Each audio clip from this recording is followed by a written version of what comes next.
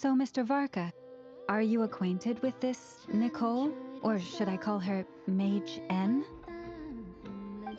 Not really. We've never met, though she has come up in conversation. From what I've gathered, Alice kinda took Nicole under her wing. Taught her how to speak in a more late... Huh. Hard to imagine Alice as an etiquette coach. Yeah, Alice is a larger-than-life personality, I'll give you that. But then again, that's why she's able to draw such an eclectic mix of people into her inner circle. If I remember correctly, being an interesting person is actually one of her main entry requirements. So, if you ever wanted to join the Hexenzirkel, I'm sure you'd both be eligible to apply. Hey! Don't go around making promises on Alice's behalf. I wouldn't dare. I'm just trying to paint a picture of the Hexenzirkel for you. Okay, sure. Anyway, since none of us have ever met Nicole, how are we supposed to find her? We can't just go up to every woman in sight and ask, "Hey, are you Nicole?" Maybe something she's wearing will give it away? Like, a windbloom pinned to her chest or something. Wait a minute. Alice never said Nicole was from Mondstadt. Oh, true. That would be this young lady, then?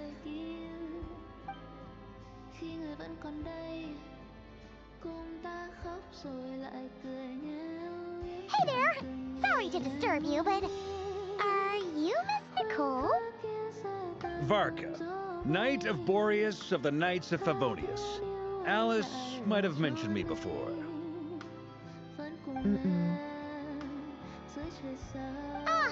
Have we got the wrong person? Sorry. Well, this is awkward.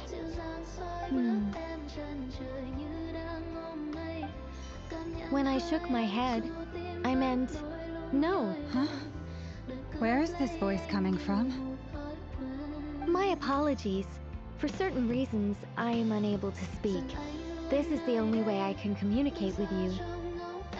It might take some getting used to, but I hope you can understand. Hey, it's fine. I'm more shocked by the fact that Alice never speaks about me. As for you two, we have crossed paths twice before, but it is nonetheless a pleasure to finally meet you. It's really you! Thanks for all your guidance in the past. You're quite welcome. This time, things are different. We have reached the unwritten pages of the story. You might say that we stand at the crossroads of fate. Now then, allow me to formally introduce myself. My name is...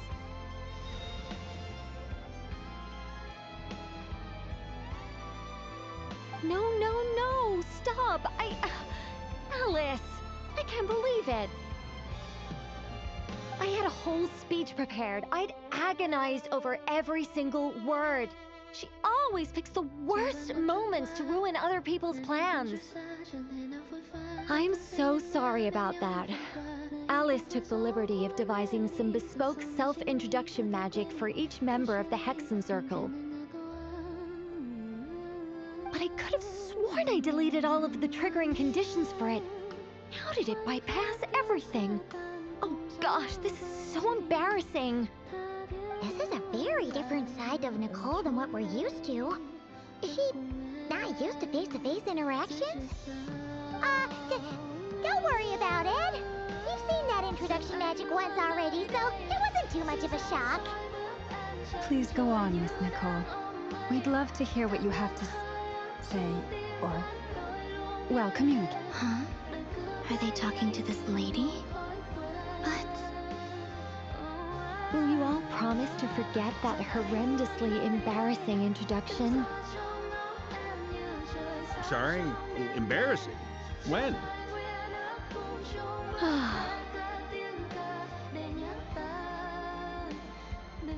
Yes, my name is Nicole, and I am one of a very few angels who have retained both their preferred form and their power.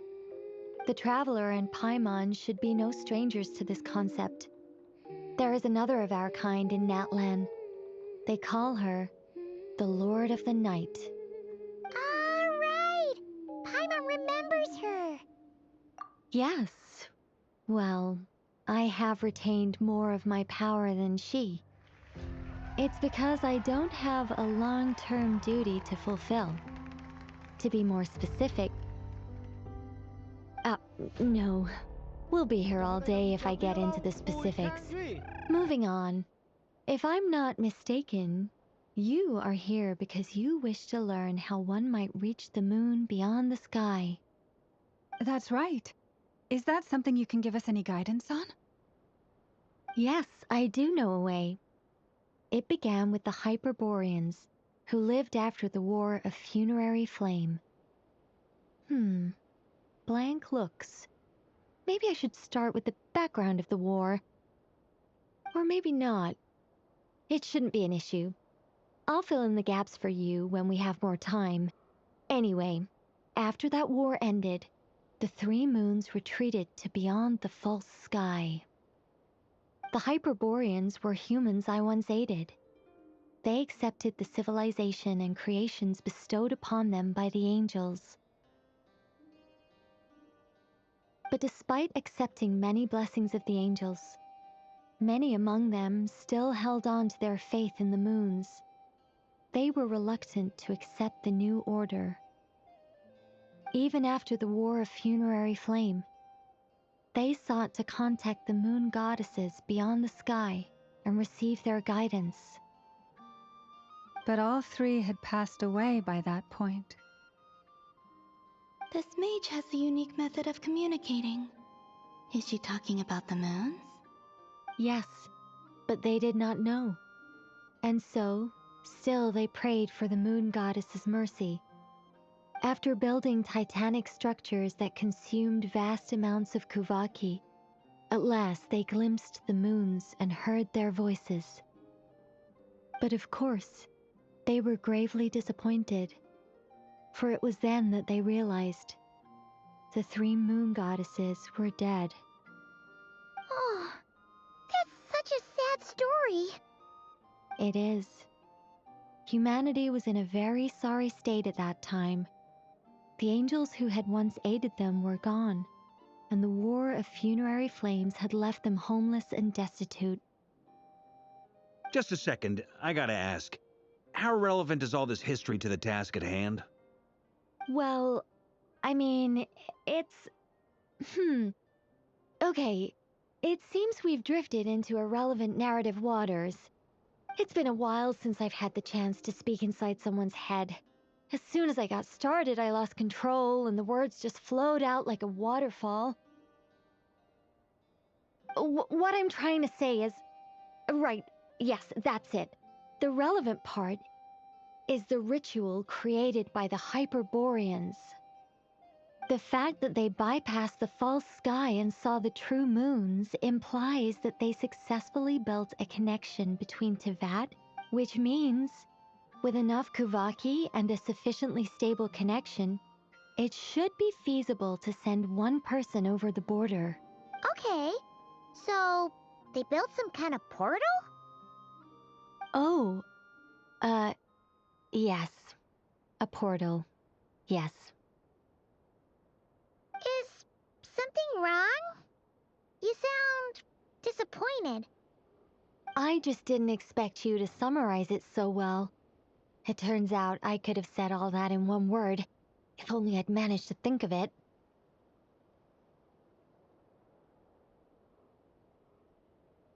No, please, it's fine. This is invaluable knowledge. I'll be sure to record and preserve everything in writing. Oh, really? Well, in that case, I suppose I could backtrack and add some more detail. I did gloss over a few things so far. Whoa, time out. Let's summarize what we've got first. The Hyperboreans were the last ones to use this method, right? So we somehow need to find whatever structure they built and make sure there's enough Kuvaki to power it up. Luckily, we have the moon marrow of both the eternal and iridescent moons, so we're all good for Kuvaki. Which means the key issue we need to focus on is finding the place. Yes. Although I expect the structure is long gone by now. That said, what if we could take advantage of the phantoms to travel back to a time when it still existed? Well, travel back isn't quite accurate. It's more like we'd be creating a handshake between 2 points in space-time. We wouldn't even have to pick a time when it still existed. It could just be a time when it still appeared in phantom form via projection, or we could project our own phantoms, fold them together, and...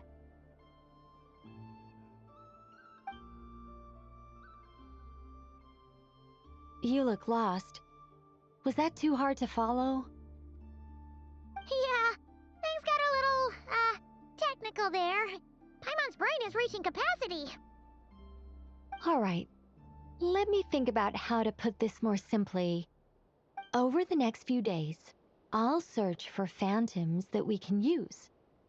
Once I find one that meets the criteria, I'll let you know and we'll regroup.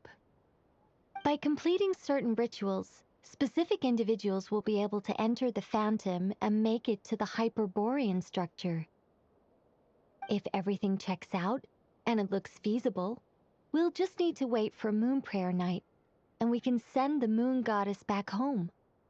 I'm really skimping on the detail here. Is this making any sense at all?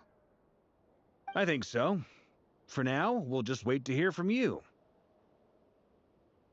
Yes. Basically, yes. Great. Counting on you. In the meantime, we'll focus on finding the Moon Goddess's name. My name? Are they looking for a way to stop me from disappearing?